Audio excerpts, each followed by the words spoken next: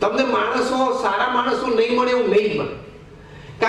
દૈવી ગુણો છે, ખાનદાની સંસ્કાર, પ્રામાણિકતા, નૈતિકતા. They are divine values, and divine values has the power to attract all materialistic things. આ બધા દિવ્ય ગુણો છે અને આ ગુણોમાં લૌકિક પૈસા, વેપાર, ધંધો, માણસોને આકર્ષવાની બહુ તાકાત છે. એ તાકાતનો થોડો વધતો અનુભવ આપણે બધાને છે, પણ આપણે હજી એ તાકાતને ડેવલપ કરવાની છે. કે when it comes to credit, it is an unbelievable thing. તો it has this power. એનામાં આટલી બધી શક્તિ છે. એક સરસ પ્રસંગ યાદ આવે છે. આઈ થિંક આપણે 7:30 થયા, 5 મિનિટમાં પૂરું કરીએ. એક બહુ સરસ પ્રસંગ યાદ આવે છે. એક બહુ સારા રાજા હતા, ખુંગદે ચેંગ. એમણે કન્ફ્યુશિયસને પૂછ્યું, વર્ષો પહેલાની વાત છે, સદીઓ પહેલાની વાત છે, કે સારું રાજ કરવા માટે કયા કયા અંગો જોઈએ. એ તમારે સમજવાનું, સારો ધંધો કરવા માટે કયા કયા અંગ જોઈએ એમ સમજવાનું. એટલે કન્ફ્યુશિયસ બહુ સારા વિચારક હતા. એમણે કહ્યું કે યુ નીડ 3 things. 3 વસ્તુ જોઈએ. પહેલું લશ્કર જોઈએ, સારું રાજ કરવા માટે તાકાતવાળું લશ્કર જોઈએ. બીજું ધન જોઈએ, અને ત્રીજું પ્રજાનો વિશ્વાસ જોઈએ. ત્યારે રાજાએ પૂછ્યું કે કદાચ કટોકટી આવે ને એક વસ્તુ છોડવી પડે તો પહેલી કઈ વસ્તુ છોડવાની? તો કન્ફ્યુશિયસે કીધું લશ્કર છોડી દેવાનું. ધન અને પ્રજાના વિશ્વાસ ઉપર રાજ થઈ શકે છે, કારણ કે યુદ્ધ તો કઈ રોજ થતા નથી, 2, 5, 10 વર્ષે કદાચ ના થાય. કુંગદે ચેંગે પૂછ્યું કે કદાચ બીજી વસ્તુ છોડવાની આવે તો શું છોડવી? કન્ફ્યુશિયસે કીધું તો ધન છોડી દેવાનું. પ્રજાનો વિશ્વાસ, ખાલી એક વસ્તુ તમારી પાસે મૂડી તરીકે હશે ને, તમે રાજા તરીકે સારી રીતે રાજ કરી શકશો. અને અત્યારે એવું જ છે ને, પ્રજાના વિશ્વાસ ઉપર તો રાજ ચાલે છે. બાકી બીજું બધું કેમ બીજું લાગુ છે?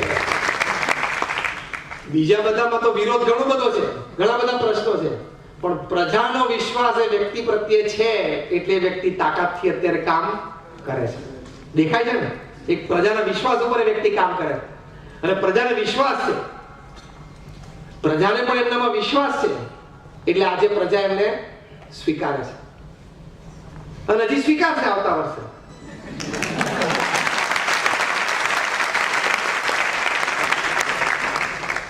પ્રજાનો વિશ્વાસ છે તો બધા પ્રોજેક્ટ થાય છે, ધન પણ આવે છે અને બધું કામ થાય છે.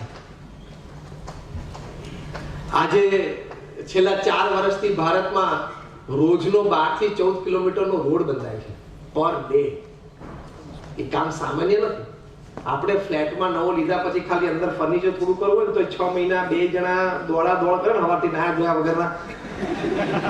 ત્યારે 6 મહિને ઇન્ટિરિયર થાય, ખબર છે? પડદો આ નાખું, આ નાખું, આમ ત્યાં 12-14 કિલોમીટરનો રોડ. આ તો ખાલી એક રોડની વાત કરી, બીજું કેટલું તંત્ર ચાલતું હોય, કેટલું તંત્ર ચાલતું હોય. આપણે જેટલા અહીંયા બેઠા છીએ ને, જેટલા અમે તમે બધા, આપણે આખા દિવસમાં જેટલો વહીવટ વ્યવહાર કરીએ અને જેટલું આપણું બુદ્ધિ શક્તિ એ વપરાય ને, એટલી એ વ્યક્તિની દર કલાકે વપરાય છે. સામાન્ય કામ નથી. આપણે થાય ત્યાં બેસવાની મજા આવે, વહીવટ કરવાની મજા આવે, અને ત્યાં બેઠા હોય તો મજા આવે, રોજ છાપામાં ફોટા આવે, રોજ સ્ટેટમેન્ટ આવે ને મજા આવે. પણ એ ખુરશી ઉપર બેસવું ને, એ તમારામાં સદગુણ ના હોય ને, તો એ ખુરશી તમને લાંબુ બેસવા જ ના દે, એ ખુરશી તમને ઉથલાવે. એટલે પ્રજાનો વિશ્વાસ એ મોટી વાત છે રાજા માટે. એમ વેપારી માટે મોટી મૂડી શું છે?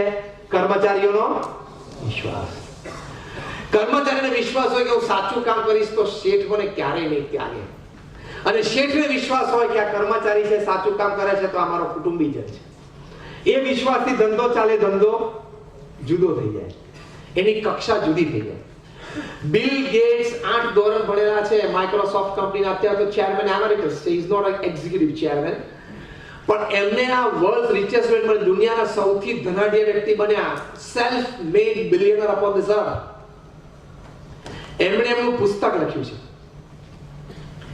એ વાંચજો. દરેક કાર્યશીલ વ્યક્તિએ વાંચવું જોઈએ. ઘણા બધા યંગસ્ટર્સ બેઠા છે, એ બધા તો ખાસ વાંચજો.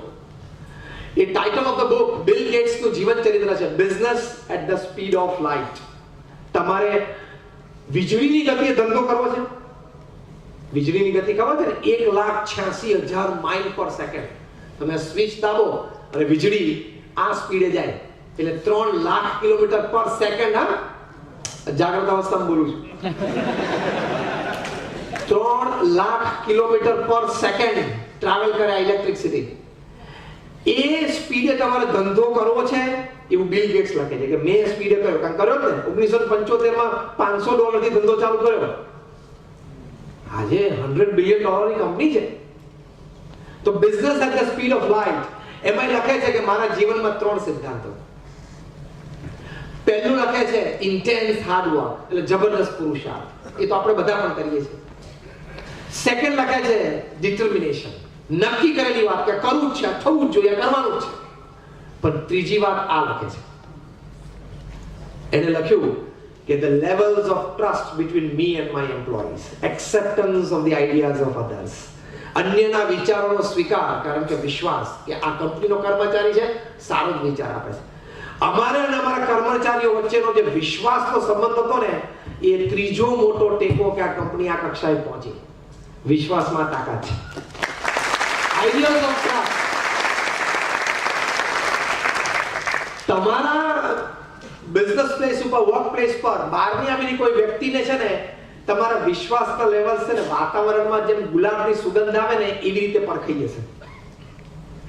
તમે જોજો, તમે કોઈ ઓફિસમાં જાઓ ને ત્યાં વિશ્વાસનું વાતાવરણ ઓછું હશે ને, તમને સેન્સ આવવા માંડશે. જો થોડું કંઈ ચાલુ રાખો તો, હા, ઓપન અહીંયા ઓપન રાખો તો, અને લેવલ્સ ઓફ ટ્રસ્ટ જો ઓછા હશે ને તો તમને આમ મૂંઝવણ થશે, તમને મજા નહીં આવે, તમને લાગે કે this place is not fine, these people are not fine, I think well જોઈએ એવું તમને વિચાર આવવા મળશે. એનું વાતાવરણ એક બંધાય. વિશ્વાસ હોય ને એનું વાતાવરણ એક બંધાય છે, તમને ખબર? અને એના વાઇબ્રેશન્સ હોય છે. એ તમે ઓફિસમાં પગ મૂકો તમને ખબર પડી જાય. ડુંગળીની સુગંધ પણ તમે રૂમમાં અંદર જાઓ તો ખબર જ પડી જતી. એ નાકથી ખબર પડે અને હૃદયથી ખબર પડે. પણ તમે વિશ્વસનીય અને ચારિત્રશીલ હોય તો અહીં પાછું ક્લિયર હોવું જોઈએ, તો આ વેવ્સ પકડાય. વિશ્વસનીયતાનું વાતાવરણ ઓફિસમાં છે કે નહીં એ પકડાવવું અહીંયા હૃદયમાં, એ યુ શુડ બી ક્લિયર. કારણ કે તમારું ઇમેજ મિરર ક્લીન હોય ને તો તમારું પ્રતિબિંબ દેખાય. બાકી મિરર ઉપર ધૂળ હોય તો તમે ગમે તેના શણગાર સર્જ્યા તમારું મોઢું દેખાય. એમ અહીંયા ક્લીન હોય ને તો તમને વાતાવરણને અને વ્યક્તિને પાકી શકશો. કઈ વ્યક્તિ ઉપર વિશ્વાસ મૂકતો અને કઈ વ્યક્તિ ઉપર ન મૂકવો ને એનું જજમેન્ટ જો એક સેકન્ડમાં લેવું હોય ને, તમે વિશ્વસનીય બનશો ને જે સ્થાને છો ત્યાં, તો એ જજમેન્ટ તમને ઓટોમેટિક બીજી વ્યક્તિ વિશે આવશે. આ એનો મોટો પ્લસ પોઈન્ટ છે. તમે વિશ્વસનીય બન્યા હશો ને ક્રેડિટેબલ, તો તમે એક સેકન્ડમાં વ્યક્તિને પારખી જશો કે આની પર વિશ્વાસ મુકાય કે ના મુકાય. હવે એ જજમેન્ટ ધંધા માટે કેટલું અગત્યનું છે. કઈ વ્યક્તિ ઉપર કેટલો વિશ્વાસ મૂકવો, જજમેન્ટ વ્યક્તિ પારખવાની શક્તિ એ કેટલી અગત્યની છે. એ શક્તિને ફૂલ ડેવલપ કરવી હોય તો તમે જાતે એવા પાત્ર બનો. તમે વિશ્વસનીય બનશો ને એટલે શક્તિ આવશે જ.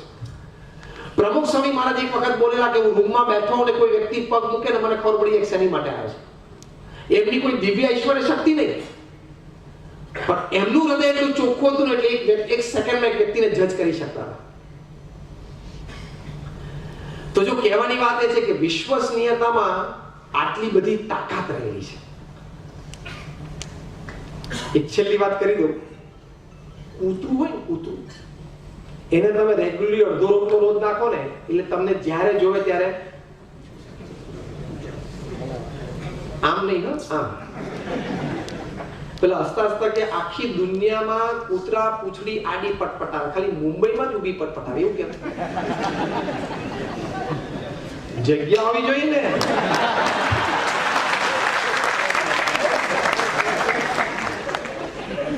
આડી પટપટાવા માટે 2 સ્ક્વેર ફીટ જગ્યા જોઈએ. એ બીકાજીમાં ક્યાંથી લાવી? આ તો ખાલી આનંદ અને હસવા માટેની વાત છે. પણ સિદ્ધાંત, the principle is કે તમે કૂતરાને કોઈ ટુકડો રોટલો નાખો તો આપણે બધાને અનુભવ છે ને, શેરીમાં ઘરે એ કૂતરું પૂંછડી પટપટાવે અને તમારા બધા ઘરના સભ્યોને ઓળખી પણ જાય. કારણ કે રેગ્યુલરલી આવો ને બધાના મોઢાના પિક્ચરમાં આવી જાય. અજાણી કોઈ વ્યક્તિ તમારા ઘરે આવે એટલે કૂતરું તમારું પાડેલું નથી પણ તમે ખાલી એને અડધો રોટલો નાખો છો તો પણ એ કૂતરું ભસવા માંડે કે આ કોઈ અજાણી વ્યક્તિ આ ઘરમાં જાય છે જે છેલ્લા મહિનાથી હું જોતો નથી. એ કૂતરું પણ તો એનામાં પણ વફાદારીનું ગુણ છે કે મને અડધો ટુકડો રોટલો નાખ્યો છે ને, હું કોઈ ખોટી વ્યક્તિને અંદર જવા નહીં દઉં.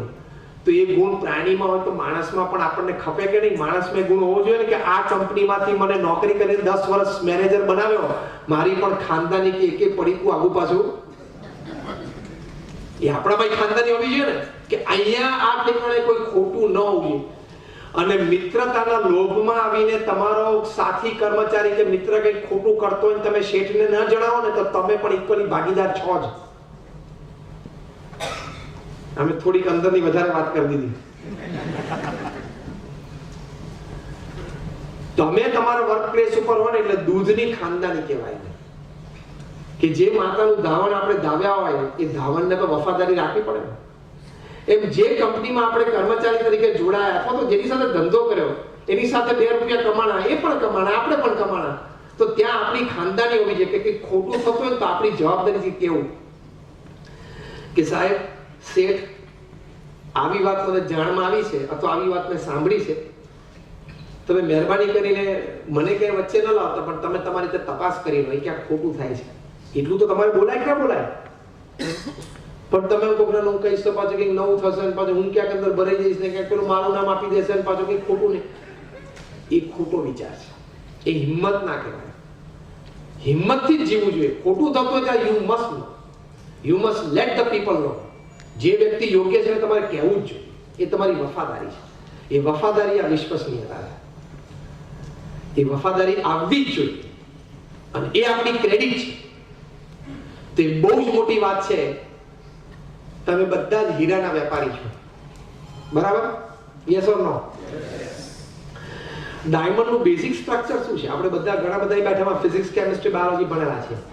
ડાયમંડનું બેઝિક સ્ટ્રક્ચર શું છે? Atom, carbon. કોલસાનું શું છે? કાર્બન. કોલસો પણ સંપૂર્ણ કાર્બનનો બનેલો છે, ડાયમંડ પણ સંપૂર્ણ કાર્બનનો બનેલો છે. પણ બેની કિંમતમાં કેમ ફેર પડી ગઈ? Very good word somebody said. Cluster પણ બોલ્યું. યસ. એ બંનેની કિંમતમાં કેમ ફેર છે? બંને કાર્બન જ છે, પણ એક કોલસો છે જેને તમને અડવું ગમે નહીં કારણ કે તરફ ડાઘ લાગી જાય, અને એક હીરો બની જાય છે. બંને કાર્બન એટમ જ છે, એમાં બીજું કાંઈ જ નથી. અને એક કાર્બન ભેગા થઈને હીરો બન્યો, એ આટલા હીરામાંથી તમે ટ્રક ભરીને કોલસા લાવી શકો. ટ્રક ભરીને કોલસા એની સામે વેચી જાય. એનું કારણ એટલા માટે છે કાર્બન એટમ્સ haphazard ગોઠવાયેલા હોય, if they are structured haphazard it becomes carbon. આડાવડા ગોઠવાયેલા હોય ને એટલે કોલસો મળી જાય. એના જ કાર્બન હેક્સાગોનલ, તમે આપણે કેમિસ્ટ્રીમાં ભણ્યા છે, બેન્ઝીન રિંગ હોય ને એ હેક્સાગોનલ સ્ટ્રક્ચરમાં ગોઠવાય ને એટલે ષષ્ટકોણ. ષષ્ટકોણ સ્ટ્રક્ચરમાં કાર્બન એટમ ગોઠવાય ને એટલે લેડ બને, પીબી જેનું કેમિકલ નેમ છે. એટલે પેન્સિલ ને બધું એમાંથી બને. ટૂંકમાં કોલસા કરતા એની કિંમત જરા વધે. Graphite, PB is graphite, graphite બને. એના એ જ કાર્બન ટેટ્રાહેડ્રલ સ્ટ્રક્ચરમાં ગોઠવાય ને એટલે ડાયમંડ બની જાય અને એની કિંમત જુદી થઈ જાય. એની કિંમત જુદી થઈ જાય. હવે ત્રણેય વસ્તુ કાર્બન છે, કોલસો, ગ્રેફાઇટ અને ડાયમંડ. ત્રણેય વસ્તુનું ઇન્ટરનલ મટીરીયલ તો સેમ છે, પણ કેવી રીતે ગોઠવાઈ ગયું ને એની ઉપર એની કિંમત વધી જાય. એમ આપણને બધાને ભગવાને મનુષ્ય જીવન આપ્યું છે, બધાને બુદ્ધિ શક્તિ, આવડત, હોશિયારી પોતપોતાની રીત પ્રમાણે આપી છે. પણ તમે તમારા હૃદયમાં તમારા સદગુણો કેવી રીતે ગોઠવો છો, એમાં મુખ્ય સદગુણ સંસ્કાર વિશ્વસનીયતા. એ કેવી રીતે ગોઠવો છે એની પર બાર તમારી કિંમત થશે. So choice is yours, whether you want to be a coal, whether you want to be a graphite or whether you want to be a diamond. Choice તમારી છે. ભગવાને આપણને જીવન આપી દીધું કે જ્યાં 70-80 વર્ષ તને આપ્યા, બુદ્ધિ શક્તિ, આવડત, હોશિયારી બધી આપી. તમે તમારા જીવનને કોલસો બનાવવું છે, ગ્રેફાઇટ બનાવવું છે કે ડાયમંડ બનાવવું છે, એ ચોઈસ તમારી છે. તમે જે રીતે અંદર તમારા સદગુણો ગોઠવશો એ પ્રમાણે તમારી કિંમત બહાર થશે. તો વિશ્વસનીયતા